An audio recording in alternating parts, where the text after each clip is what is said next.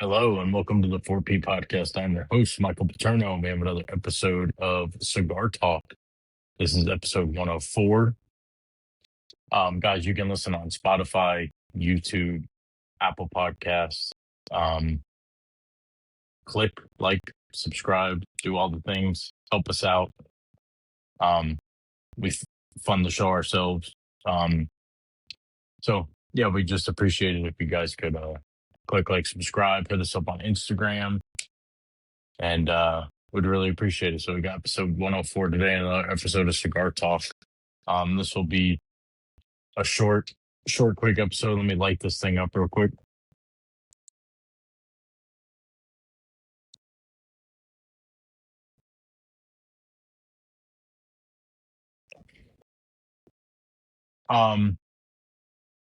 God, so much to unpack, so much to talk about. I just put on my Instagram that there was 28 people arrested on a Disney cruise for being pedophiles. Crazy stuff. Let me see if I can find it. Fun.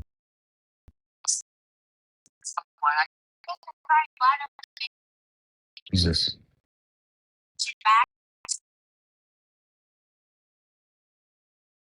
Disney cruise ship staffers among 28 arrested in massive child porn operations. That's insane. Like, there are two things that I've always thought about Disney. One, I don't know why anybody would ever bring their kids to any of those theme parks. And two, I've always thought it was weird when grown adults go to Disney by themselves. Just my two opinions that I have. Why would you bring your kids on a Disney cruise? Why would you attend any of those theme parks? And why do grown adults go to Disney by themselves? Those three things are, in my opinion, are very strange and weird.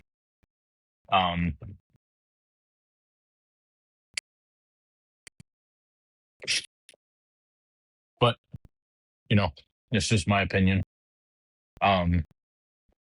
So I found something interesting.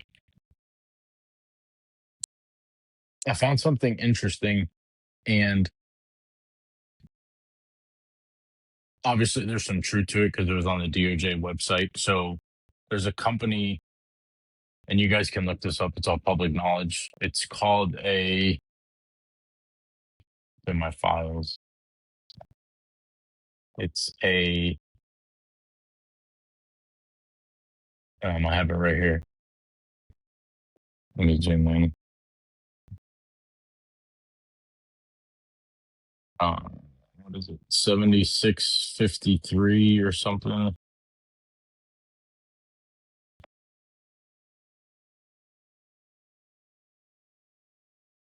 Exhibit A, registration statement pursuant to the Foreign Agents Registration Act of 1938 as amended.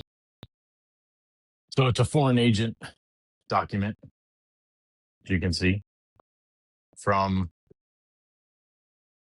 I'm not good at like editing and stuff. So it's a foreign agent document. It's called Show Faith by Works LLC, registered out of Israel.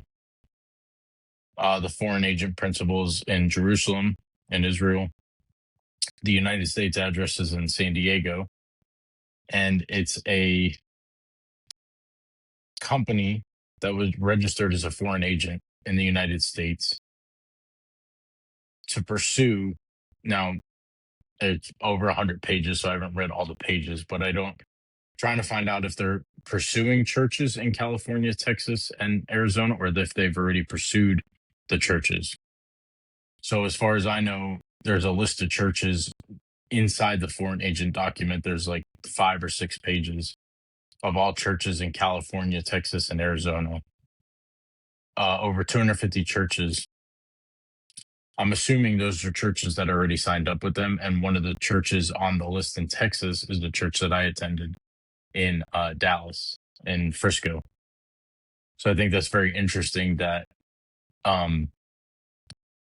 also too, what it says, or and I guess what it says in the documents is that the churches are going or the LLC is going to pay the churches to set up October 7th events at the churches. Like, so on Sunday, you'll go there and they're using another LLC, a technology. It's called, um, what was the name of it? I have it in my phone here. Clock Tower X. They're the technology company that they're going to do geofencing for the people that live in the areas that attend these churches. So when you pull up in the church, you'll get like dings and text message and propaganda, Israel first propaganda to your phone. So, kind of going back to what we said, and like I said, you guys can look this up. It's public knowledge. You can go on the DOJ's website, FARA, FARA, um, Foreign Agency Registration Association Act, Foreign Agent Registration Act of 1938.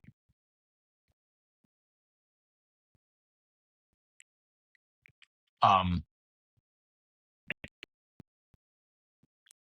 Kind of what I said a couple weeks ago about the church being the head of the snake, right? They've been on this journey of, the 501c3. If you like going back to what I always say, I can't stress this enough.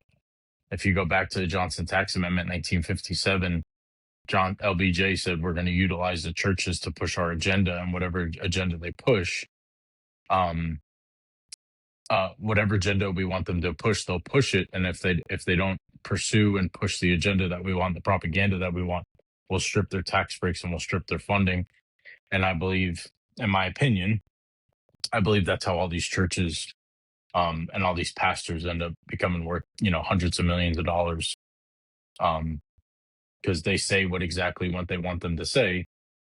And then if they're saying these things, then they're not looking, you know, beneath the surface to find out, how a pastor starts a business and does. I don't. If you start a business, you could be successful, right? So you start a business, say you do $1 million in revenue, and you start a church and you get $1 million in revenue, and then you do, and then all of a sudden you're worth $100 million, or you're worth $50 million or $70 million. Like that's absurd stuff. So yeah, I just think that I think that's a huge issue, and I think we have Jesus is good. Keep following Jesus. Stop following these mega churches and mega church pastors. Be an independent thinker. Stop getting brainwashed by their bullshit. Be able to identify.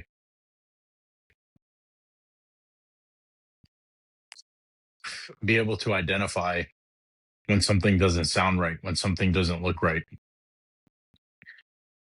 If a church is if a pastor has 4 or 5 houses, 10,000 square foot houses, and a private jet, and warehouses full of cars, and they're buying up tons of land, and they got land over here and land over there, and 2,200 acres this we bought, and all these things, like, those things should be red flags. Like, that's not walking a path of Jesus. Jesus was a wholesome person. He was a savage when he needed to be. He had no problem getting in your ass if he needed to be, if you were being stupid. But read the parts in the Bible and the teachings that where Jesus was trying to teach. If you're trying to be Christ-like, yes, it's good to go make a lot of money. Like, you should. Everybody should have that ability and should have that drive to go out there and do something great with your life. Be productive.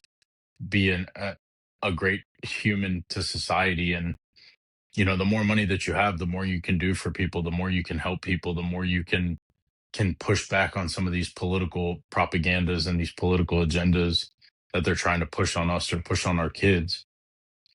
So I think that that's like a good thing. Like, there's nothing wrong with making a ton of money. But,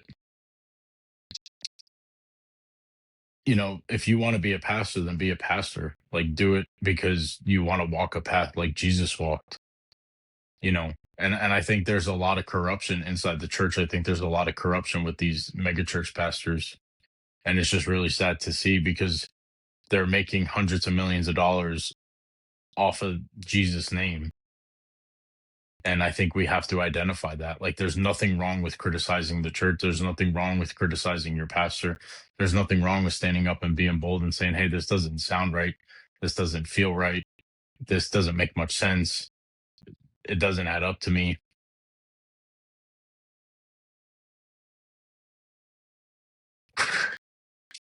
If you know the pastor and your church is like, some little 200 or 300 person church, and you're a successful pastor because you have like a real business, like a real company that you're building, and you have real employees, and on Sundays you go to the church to worship and to help people because you're a certified pastor, that's a different story. But if you're like, I call them celebrity pastors, but that's just my opinion. I think we all have to do a better job of being more aware and not being brainwashed by this whole, mega church. Oh my God, it's so like it's so cool. Like all these people, oh my God, my pastor's got 5 houses and he's got, 20 cars and he's got a private jet. Like most people, they get sucked into that. They see that and they're like, oh my God, if my pastor can do that, I can do that too. And you can do that. But if you're looking at him and he's doing that, maybe there's got to be some kind of like, there's got to be some kind of like thought process behind that and say, well, how did he get that? Why does he have that? Did he truly build a real company, or is he stealing tithes through the church? You know, it's a real crazy thing. And it's just really sad that people can't identify that. They can't see that. And that's something I would like to talk more about. And I've been talking about that.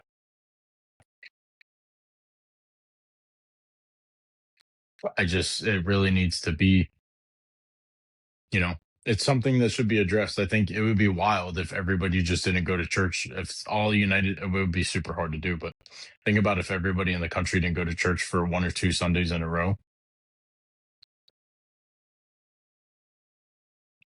You can still be Christ-like. And it's not saying, there's a lot of good churches out there. This is not all churches, but I think most of us know who the ones are and the ones that are good and the ones that are bad.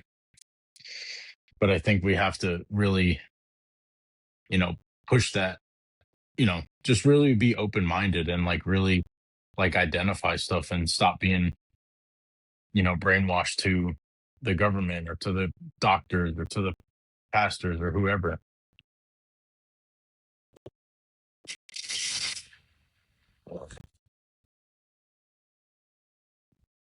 But yeah, I just think that's something that we have to do better as people, just being able to identify that and being able to see that and envision that.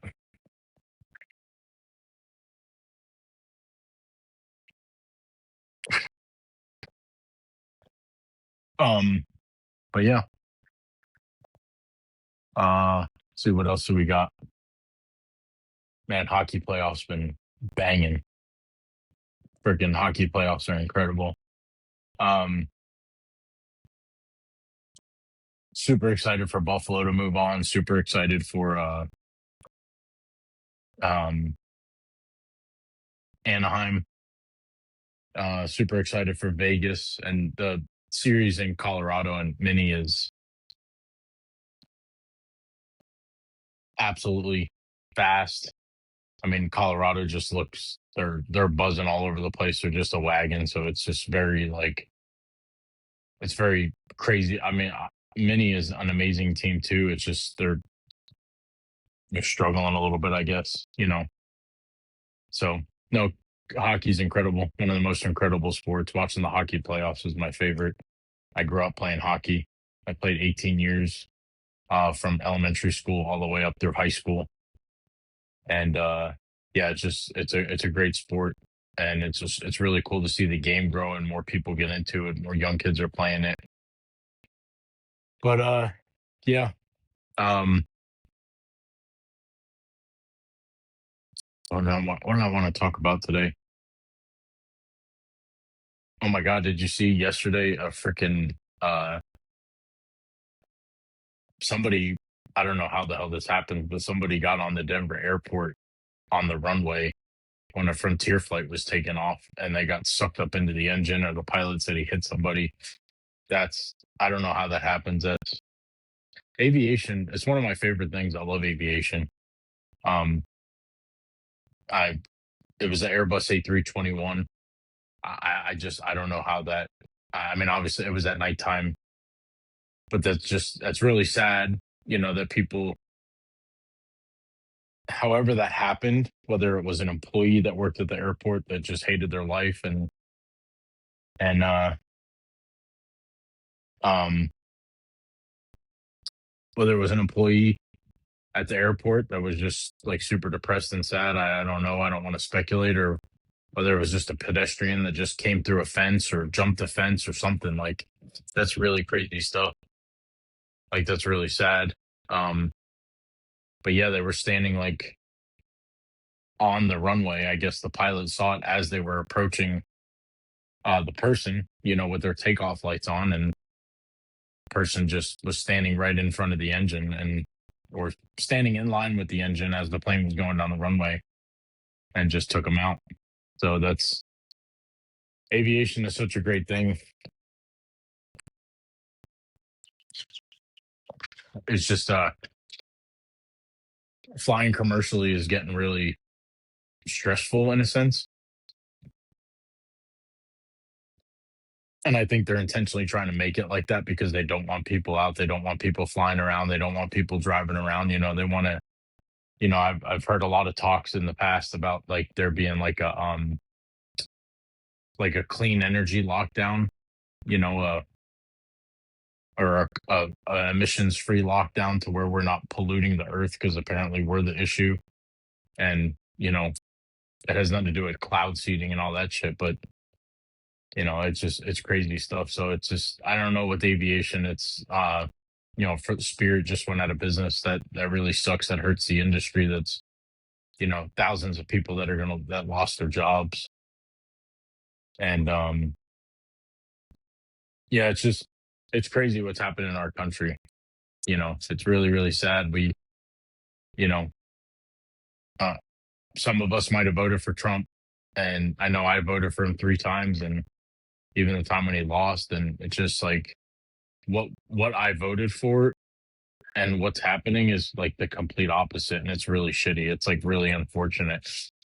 And like I really thought we were going to get somebody strong. Really thought we were going to get somebody who's going to lead us, and I really thought we were going to get somebody that was going to push back on the narrative and really push back on all this like bullshit propaganda and all this like all these evil people that are running the world, and we've gotten like played. We just got funneled right into this, you know, it just got funneled right into this blender. And it's like,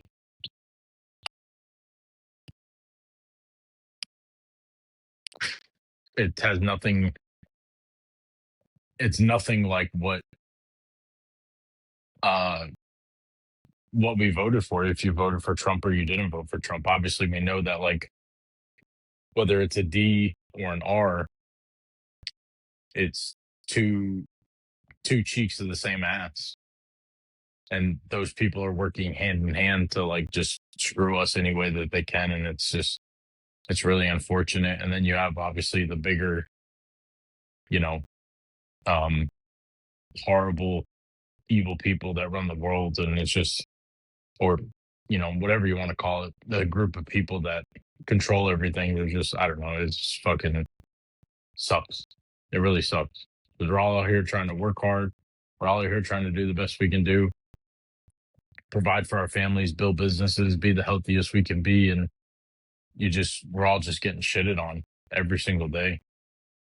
And, obviously we got to do what we can do. We got to, lead our families, do our best every day, regardless of what they're doing. We still have to show up. We still have to show out. We still have to be the healthiest versions of ourselves. We still have to lead our families, and men or women. And, just, it really fucking sucks. Like what they're like, how they're just trying to fucking screw us from every angle. Like the whole not that this really matters, but like, Trump was like, "Oh, we're gonna do the DO Department of Doge." Remember Doge? That Elon Musk led Doge, and it was like, "Oh, we're gonna take back money, from corruption. We're gonna find out where all the corruption is and where all the money's going to." And they collected what, $200 billion, and then we all the money that we're bringing in from the tariffs, which obviously you guys probably know that, like back in the day, and probably the 1900s,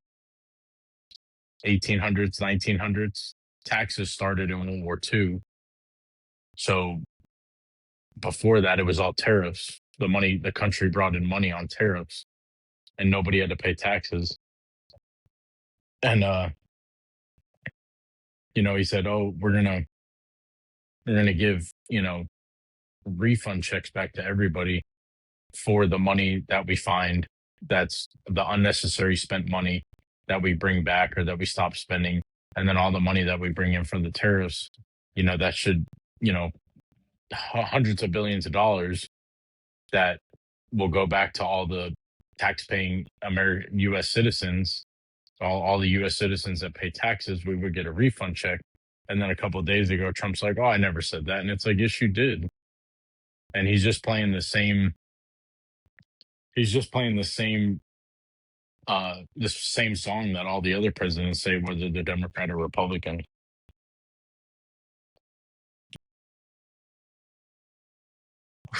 It really sucks. So, guys, I hope you enjoyed this episode. I'm sorry I wasn't like super fired up, but yeah, I just gotta, you know, just trying to bring the best product that I can bring. I know sometimes I don't do a very good job. I know I got to do better. Um, I just sometimes I don't know what to talk about, to be honest with you. I'm just trying to do the best I can. I really enjoy doing this. I think it'd be I do need to try to get more guests on the show. I think it'd be more fun to, be able to have just conversations with people instead of me just talking to the camera. But yeah, just be the best version of yourself. Choose your hard. Um, you know, it's hard to be fat, but it's hard to be fit. Choose your hard. It's hard to be financially stable, and it's hard to be broke. Choose your hard. It's hard to build a business, but it's also hard to work for somebody. Choose your hard. Like, it's hard to get divorced, but it's hard to be married. Choose your hard. Like, choose the hard things that are better. Like, it's better to be married than get divorced. So choose that hard to be married. It's better to be financially stable than to be broke. So choose that financial stability. It's hard, but choose that one.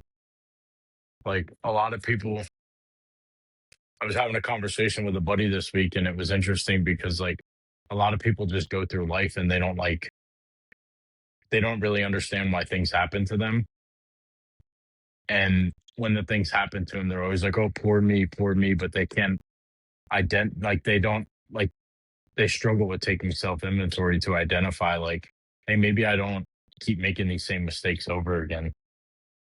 Maybe I, just pay more attention.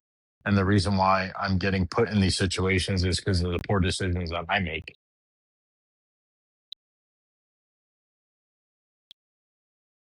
And that was me for a long time. For a long time, I was the person that always thought the grass was always greener on the other side. Well, why do these people have to get to do that and I don't get to do that? It wasn't until I was like 30 that I really like woke up and was like, man, I gotta stop. I gotta get my head out of my ass. Like, the reason why I lost my business was because of me. The reason why I went from making $250,000 a year to making $40,000 a year was because of me. Those are situations that I made. I'm glad they just impacted me and only me, and I didn't have a family at the time to um because that could have been detrimental if you have kids or you have a wife or whatever. Like, those are horrible things. But I made so many poor decisions when I was younger that I didn't realize I was like you always blame everybody else and, oh, it's this guy's fault, or I'm not at that job because this supervisor was an asshole. It's like, no, it's on me, and I failed to recognize that I was the problem, not everybody else around me. Yeah, other people are going to be stupid, but you still have to run your race. You still have to walk your walk. You still have to do the things that you need to do in order to um in order to be a productive member of society. Like, regardless of what other people are doing or the decisions that they make or the things that they say, it's just words.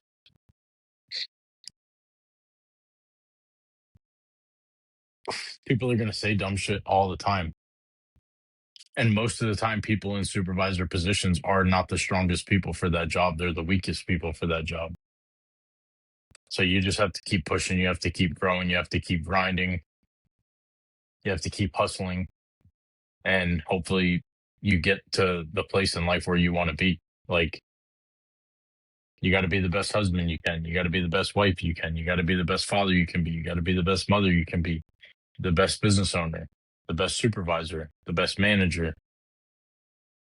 You have to identify your weak areas and strengthen them so you can be better in all areas of your life. But I appreciate y'all. Thank you for listening to the episode.